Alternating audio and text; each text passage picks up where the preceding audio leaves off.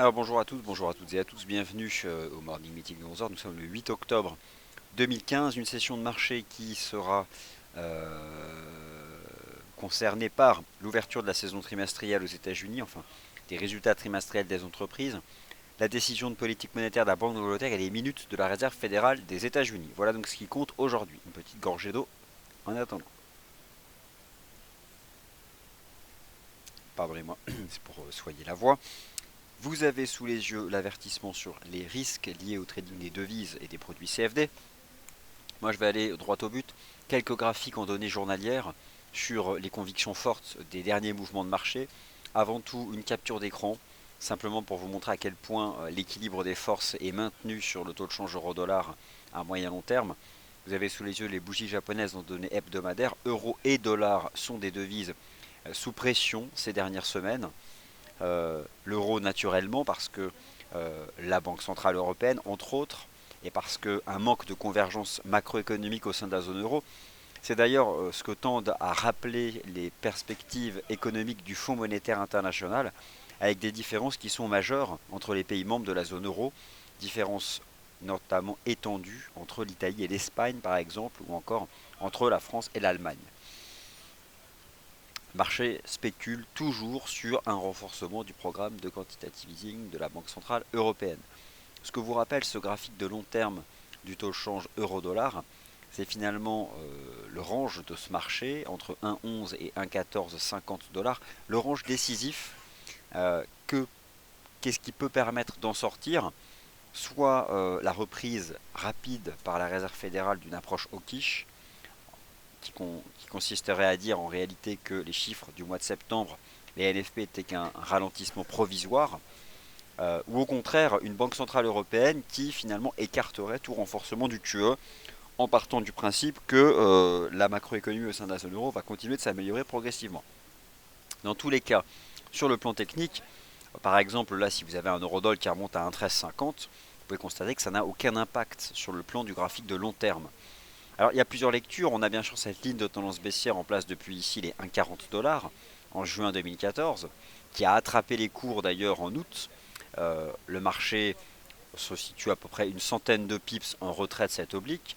Et puis bien sûr le niveau horizontal des 1,1450 avec la possibilité ici d'avoir une lecture en triangle, rectangle, et forcément le risque de résolution par le bas, mais sans écarter la possibilité, notamment si la correction du dollar US devait prendre une dimension plus profonde, de voir le taux de change déborder les 1,1450 et à ce moment-là poursuivre ces oscillations dans ce canal haussier.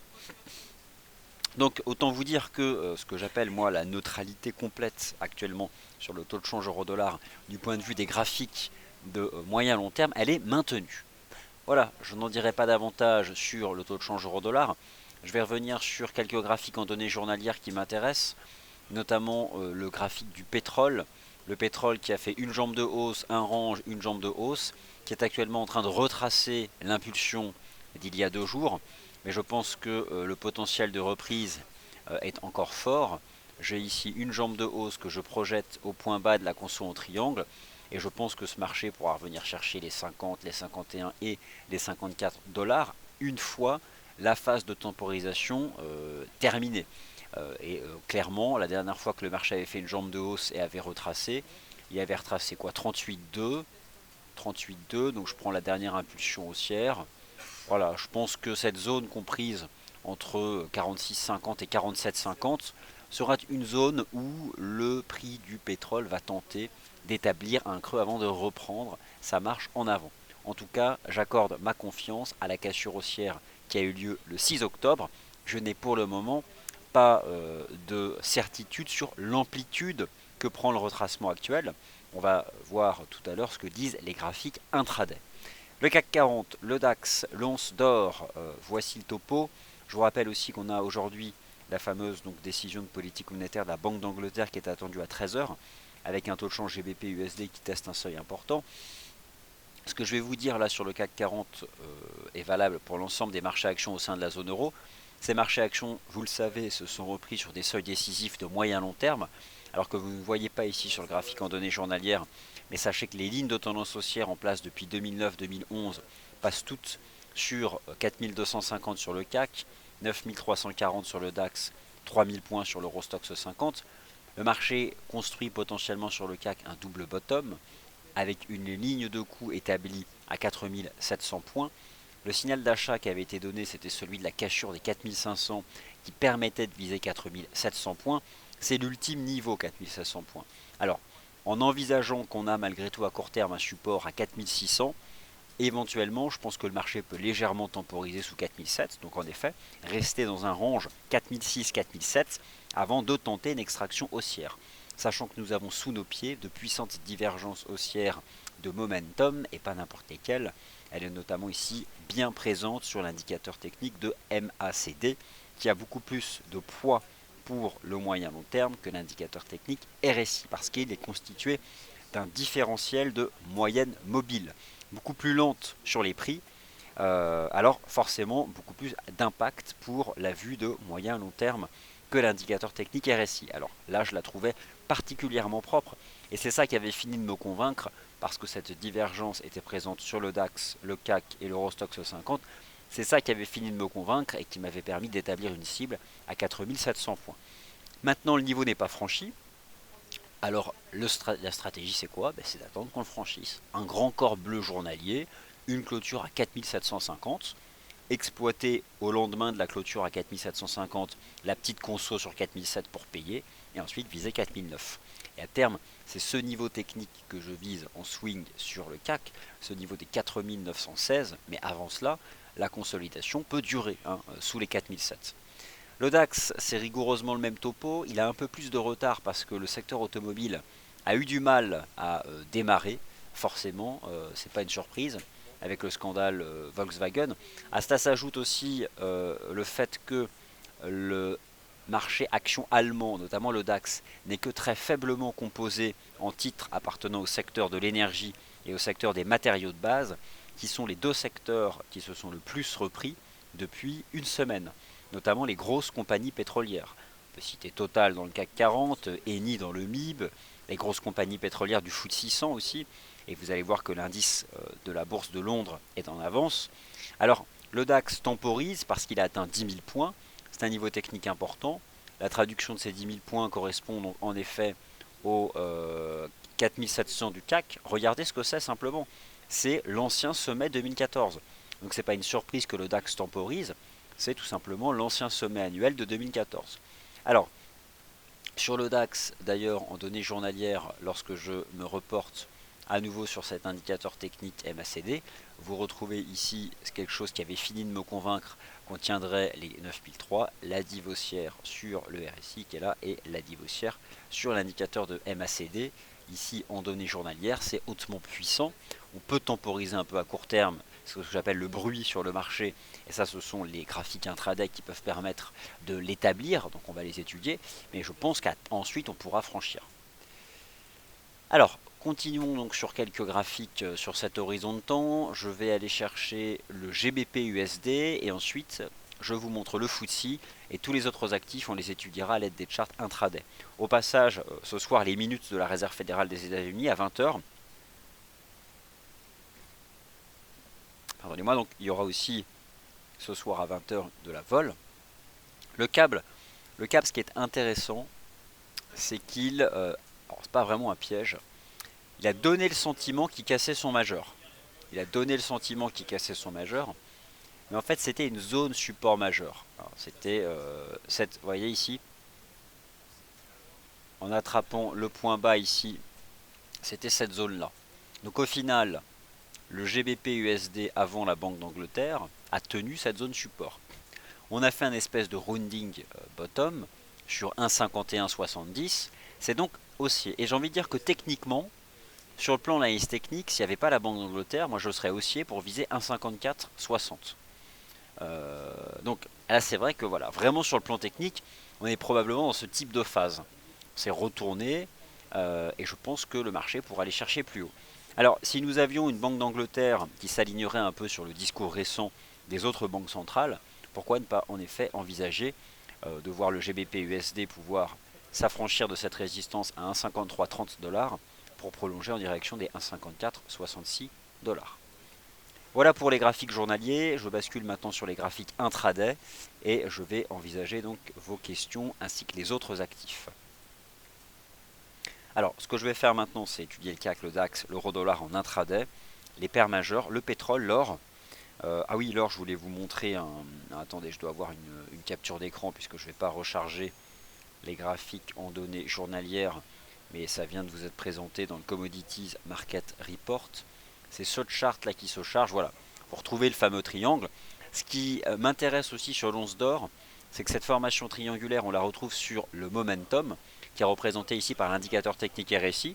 Alors ça ne signifie pas une conclusion spéciale sur les prix, simplement que les prix sont prêts à décaler. Soit déborder agressivement les 1150 pour se reprendre à 1200, soit subir un échec sous les 1150 et retomber dans la partie basse du triangle. En tout cas, ce que suggère ici l'analyse chartiste de l'indicateur RSI de l'once d'or, c'est qu'un mouvement volatile, donc un décalage, se prépare. Alors maintenant le DAX, le CAC et l'euro-dollar en intraday. Tous les indices boursiers de la zone euro ont donc atteint les objectifs de cours majeurs et vont temporiser sous résistance. Sylvain parlerait d'une consolidation salvatrice. Les 10 000 points, les 10 020 points du DAX, au-delà d'être un seuil rond, il s'agit surtout, comme je viens de vous le montrer, des précédents sommets de l'année 2014. Le marché temporise et je pense que cette temporisation est bienvenue et peut se poursuivre. Et elle peut par exemple à court terme ramener le DAX en direction de ce niveau-là, 9000. Alors attendez, je vais vous donner, parce qu'il avait un rôle chartiste. Voilà, 9887. On a quitté ce rang, cette ligne de tendance, donc maintenant on temporise. Et l'idée c'est quoi? C'est que pour un jour envisager de voir ce marché poursuivre jusqu'à 10 300 voire 10 500, il faut réaliser une cassure des 10 000. Alors il y aura le temps. Lorsque le marché a cassé les 9746, il a bien fait le pullback. Et je pense qu'on aura le même type de scénario. On finira par casser les 10 018 et on aura le pullback. Alors, il peut y avoir une hypothèse, mais à affiner, c'est potentiellement le fait que le marché soit en train de consolider dans cette espèce de petit canal, voire un petit biseau ici en H1, qui peut permettre éventuellement d'y limiter la phase de consolidation. Donc en effet, pourquoi pas un petit biseau en H1 depuis les 10 040 là, depuis les 10 100 points.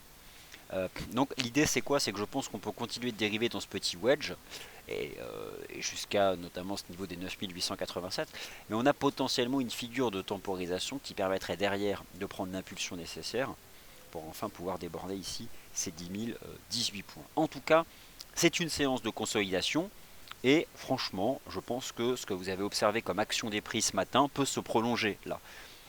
D'autant plus que les indices US sont aussi en phase de temporisation, notamment le S&P 500 qui temporise sous le niveau des 2000 points. C'est comme le DAX, c'est comme le CAC, il y a une convergence intramarché qui est presque parfaite. Donc ces niveaux étaient des cibles techniques qui créent à court terme une consolidation qui peut durer un certain temps, qui peut prendre diverses formes chartistes, pourquoi pas un petit wedge ici sur le DAX. À terme, je pense que le marché aura la force nécessaire pour les déborder ces niveaux. Mais pas aujourd'hui. Pas aujourd'hui. Alors, sur le marché des changes et des taux d'intérêt, laissez-moi attirer votre attention sur le Bund qui a fait un pullback. C'est d'ailleurs ce qui limite en grande partie l'appréciation du taux de change euro-dollar parce que vous avez tous constaté l'entrée en correction du dollar américain, notamment depuis les NFP du mois de septembre, une correction qui est sans appel sur les graphiques de court terme. Vous avez pu observer le rebond de 400 pips de la UDUSD, du NZD-USD, la chute de 400 pips de l'USD CAD, même le rebond du GBP-USD de 250 pips. Et donc, peut-être que vous ressentiez une sorte de désarroi de ne pas voir l'euro-dollar en profiter. L'euro-dollar en profite légèrement, tente ce matin d'en profiter, mais ce qui limite intrinsèquement la force de l'euro-dollar, c'est qu'il partage tout de même avec le dollar US à court terme le statut de monnaie faible parce que les taux obligataires sont en baisse. Vous avez ici un très beau rebond technique du Bund. Je pense qu'il a simplement effectué un pullback, rappelez-vous, sur ce niveau des 156. Niveau des 156 qui était l'objectif de cours de l'analyse technique lorsque le marché évoluait dans ce canal. On a débordé le niveau des 156 qui était le prix de ce contrat lorsque le 9 mars, la Banque Centrale Européenne a commencé à acheter des titres de dette souveraine au sein de la zone euro. J'ai le sentiment qu'on a fait juste un pullback et que ça repart à la hausse. Donc ça, c'est quelque chose qui limite le potentiel de l'euro-dollar. Malgré tout, l'euro-dollar, ce matin, a donné un signal technique positif pour le court terme, qui va clairement dans le sens d'une entrée, d'une poursuite de la correction du dollar US. Cette correction du dollar US va probablement encore durer aujourd'hui. Attention ce soir à 20 h, les minutes de la Réserve fédérale des États-Unis. On va prendre connaissance du détail des votes au sein du FOMC, ce sera très important. Et notamment sur cette fois-ci le positionnement vis-à-vis du dollar US. Il y a deux possibilités, soit le marché acquiert la conviction définitive que la Fed ne fera rien avant des mois et le dollar corrigera davantage, soit les minutes de la Réserve fédérale ont quand même un contenu un peu moins dovish qu'envisagé, et à ce moment-là, le dollar US pourrait se stabiliser. Dans tous les cas, je vous rappelle que sur les graphiques de long terme, le dollar est dans un range depuis le mois de mars dernier, et que pour le moment, il ne fait qu'osciller entre partie haute et partie basse. Quand bien même, ce matin dans le Good Morning Euro Dollar, j'ai donné une cible technique à 1,1320 $, je pense toujours qu'elle peut être atteinte, étant donné qu'en H4, il y a quand même cette cassure haussière sur l'euro dollar. Je pense qu'on peut aller chercher les 1,1320 et éventuellement pousser à 1,1340. 1,1340, voilà, qui correspond en fait à cette ligne de canal. Mais déjà aller chercher la mèche ici du 2 octobre, en allant chercher les 1,1320 $, ça me semble être un scénario ici tout à fait envisageable sur le taux de change euro-dollar. Alors le pétrole est dans une phase de retracement. L'idée c'est quoi? Il y a plusieurs possibilités, je ne connais pas encore l'amplitude finale du retracement. Par contre ce que je pense c'est que cette phase de retracement il faut l'exploiter. Alors soit vous ne voulez pas vous casser la tête et vous attendez que ce marché franchisse une résistance et donc brise par le haut le trend de retracement en place depuis hier, et on est un espèce de petit triangle ici en intraday. Soit vous avez identifié à l'avance un niveau de prix qui vous intéresse. Ce que vous pouvez faire, c'est raisonner sur l'amplitude haussière du marché depuis le 2 octobre et y appliquer des ratios de retracement. Je pense que le retracement maximal en amplitude, ça peut être 46,80. 46,80, je ne pense pas que le marché basculera en dessous. Maintenant, si je me concentre sur l'impulsion haussière, la toute dernière, vous constatez en fait qu'à 47,70, on est sur 50% de retracement. Donc, 46,80 ou 47,50, je ne sais pas, hein, je n'ai pas la réponse, mais ce sont des niveaux importants sur lesquels les acheteurs peuvent se remobiliser. Il faudrait franchir une résistance pour savoir quel est le bon niveau. Donc il y a deux façons de procéder. Soit se positionner sur support avec un stop, soit ne pas se positionner sur support et attendre la cassure d'une résistance. Et ce choix en termes de scénario vous appartient.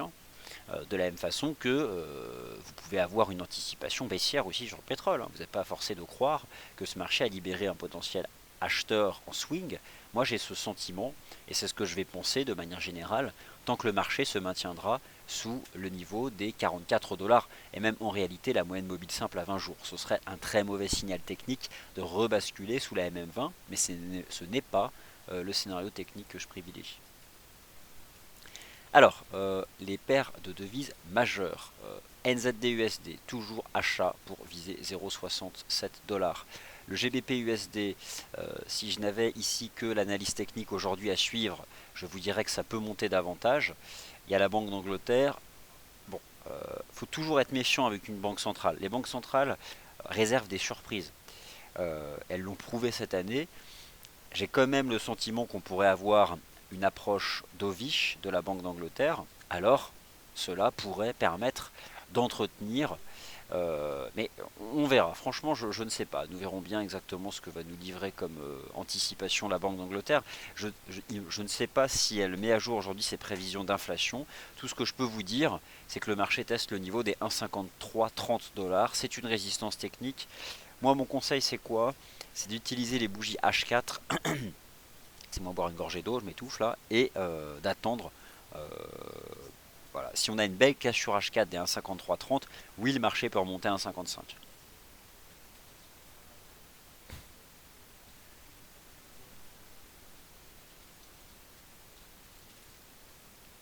Voilà le taux de change USD-Yen. Aucune utilité ce marché. un range. Cependant, à l'intérieur du range, on est actuellement dans un petit canal de baisse. Donc je pense toujours que l'USD Yen peut petit à petit se replier en direction des 119,20 tant qu'on évolue dans ce petit canal de baisse ici en H4. Et ce matin, donc, on a cassé le niveau des 119,90. Mais il n'y a pas non plus une volatilité de fou ici sur le taux USD Yen. La UD-USD est sur support. Ligne de tendance haussière en place depuis le 2 octobre. Je vise toujours 0,7250 et 0,7280 sur la UD-USD. Alors, je positionne ici l'US dollar index qui accélère sa baisse. Je positionne ici l'euro dollar et à droite le NZD-USD par exemple, ou l'USD CAD, hein, au choix. Et puis je réponds à vos questions.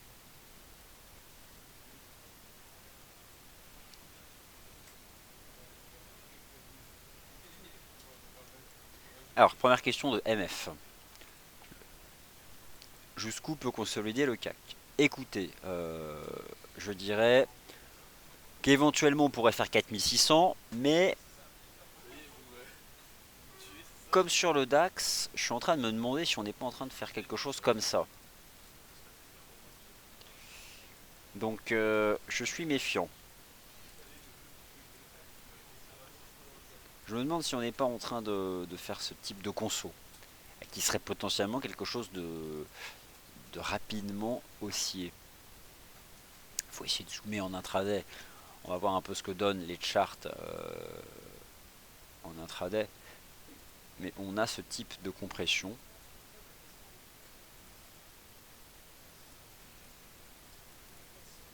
On a cette compression, mais ça s'arrondit, il n'y a pas de... Mais disons que 4600 me paraît être un niveau sur lequel des acheteurs pourraient se remobiliser. Par contre, je ne sais pas combien de temps le marché va continuer de dériver dans cette structure latérale. C'est certain que si c'est un wedge, ça peut vite repartir. Mais là, le marché est en plein cœur de la figure, hein.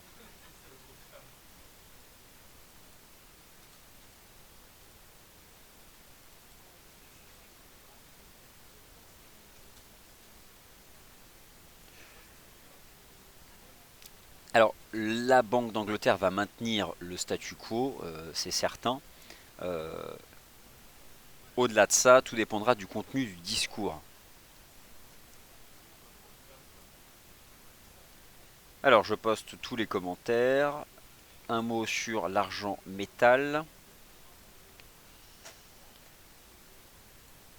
Un mot sur l'argent métal. Alors Olivier, vous savez Olivier, vous parlez donc de l'expiration du CFD US Oil, mais sachez que les contrats futurs ont tous une date d'expiration. Et à votre avis, comment les stratégistes de long terme tiennent des positions sur les contrats à terme avec des échéances? Ils rollent, ils basculent sur l'échéance suivante. C'est le principe, hein. Euh, c'est une clôture et une réouverture de position. Donc, ce qui s'applique à de nombreux contrats à terme s'applique ici au CFD, matières premières entre autres. Alors Euro-NZD, USD-CAD, Euro-Yen, Odile, c'est quoi un wedge? C'est une structure chartiste qui porte le nom français de biseau. Un biseau, un wedge. Une structure de compression, généralement de court terme, avant de reprendre la tendance précédente, qui est celle ici, donc une tendance haussière. Ce que je vous invite à faire, c'est à faire une recherche sur internet en cherchant à avoir des informations sur ce qu'on appelle le biseau chartiste. Et là, vous allez reconnaître ce type de figure qui généralement est une temporisation avant de revoir la dynamique principale reprendre. Alors qu'en est-il de l'euro-yen?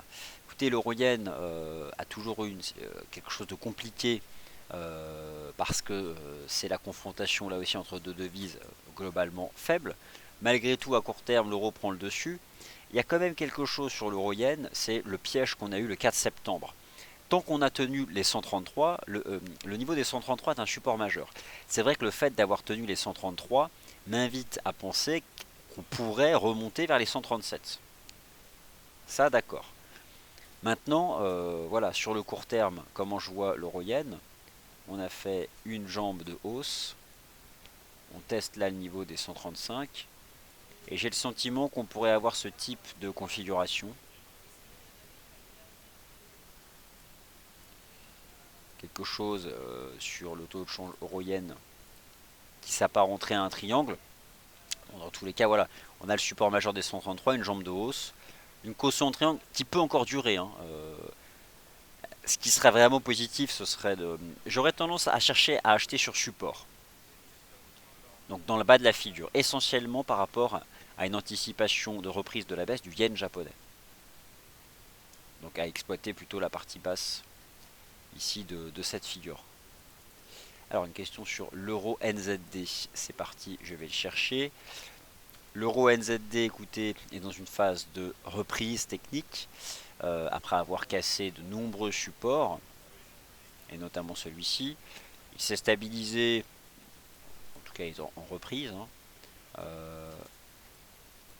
J'ai le sentiment que ce marché ne fait qu'un pullback, parce qu'on est quand même sorti par le bas de cette énorme phase de distribution.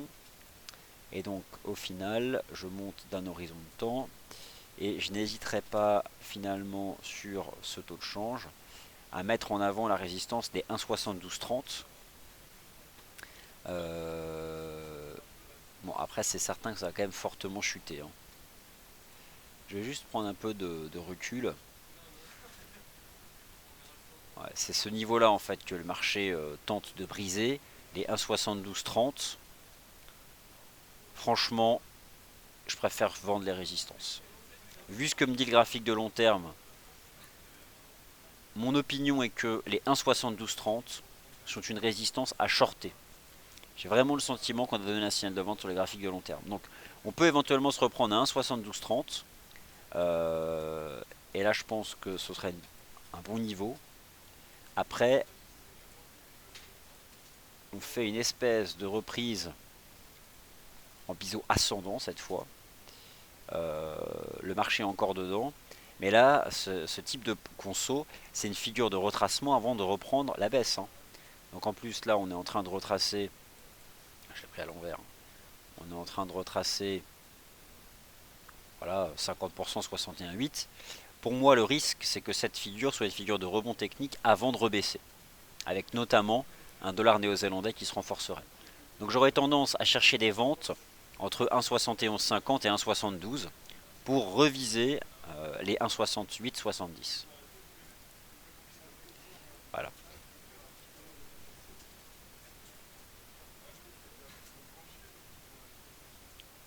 Alors USD CAD, GBP CAD, c'est parti. Euro dollar. Ok, c'est parti. Alors le GBP CAD. Alors le GBP CAD est-il en train d'effectuer un rebond technique? Et dans ces cas-là, faut-il le shorter? C'est possible. D'une part parce qu'en réalité le marché revient précisément au contact de la ligne de coup de l'épaule tête-épaule. On voit d'ailleurs, on retrouve ici la cassure et on constate qu'à court terme le marché temporise, clairement dans l'attente de la Banque d'Angleterre. Franchement, je pense que c'est un niveau qui est susceptible de rejeter les cours. Après, c'est surtout un niveau à utiliser pour gérer son risque. En termes de ligne de tendance, je regarde un peu certaines qui passent quand même un peu plus haut. Bon, il n'y a rien à faire là-dessus. Bon, c'est simplement un niveau horizontal. Et je pense que, en effet, on peut l'utiliser. En tout cas, c'est un niveau qui potentiellement voilà, peut clairement rejeter les cours. C'est le pullback parfait à un moment ou à un autre. C'est le niveau qui a simplement l'avantage que pour gérer son risque, le stop c'est 10 pips au-dessus. Si ça passe, c'est mort, quoi. Regardez quand même la précision de la ligne de coup et les micro-chandeliers horaires depuis 10 heures. Temporise vraiment dessous. Alors, si vous n'êtes pas convaincu par le niveau, ce qui serait vraiment vendeur, ce serait de rebasculer sous les 1,99-87. Si le marché brise ce micro-range de 30 pips, c'est fini. Si l'on ressort par le bas, eh bien le marché en fait n'aura réalisé qu'un mouvement de retour sur cette structure de sommet en épaule, tête, épaule, avec la ligne de coup qui a été cassée récemment. Alors, une opinion sur le taux USD CAD. USD 4 c'est le même topo, il a fait une reprise technique parce que le pétrole a fait un léger retracement. Je vous remontre moi sur le taux USD 4 ce graphique en données journalières. le temps que ça charge. Il y a un risque de voir le taux USD CAD retomber en direction des 1,2850. Après, admettons simplement une chose, que j'ai une préférence pour le GBP CAD, d'autant plus parce que le signal de vente a été vraiment donné le 30 octobre à la réintégration des 1,3350. On est revenu se positionner à l'intérieur de cet ancien canal. Malgré tout, tant qu'on se maintient sous 1,3150, je pense que ce marché peut retomber en direction des 1,2960 et des 1,2850. Donc c'est la vue que j'ai. Après en termes de timing, c'est clairement davantage le GBP CAD qui est intéressant, notamment s'il rebrise les 1,9980. Là il confirmera le rejet sous la ligne de coup de l'épaule tête-épaule à 2 dollars canadiens. Voilà, bah écoutez, je pense avoir répondu à toutes vos questions. Merci donc d'y avoir été attentif. Prochain point de marché tout à l'heure, donc à 13h. Ah non, je crois que j'ai juste pas envisagé l'once d'or, autant pour moi. Et l'argent, donc j'y réponds. Donc l'once d'or, je vous l'ai montré tout à l'heure, c'est un triangle. Le marché rejette pour l'instant dans la partie haute du triangle. Malgré tout, on avait brisé cette ligne de tendance baissière en place depuis le mois de janvier 2015, mais c'est pas non plus une cassure haussière significative. Je conserve le biais baissier tant qu'on se maintient sous les 1150-1155. C'est une grosse zone horizontale sur le graphique daily. 1150-1155, j'estime que le risque c'est de baisser sur les métaux précieux, en tout cas sur l'once d'or. L'argent, lui, il a donné un signal positif par contre en dépassant un niveau horizontal à 15,40.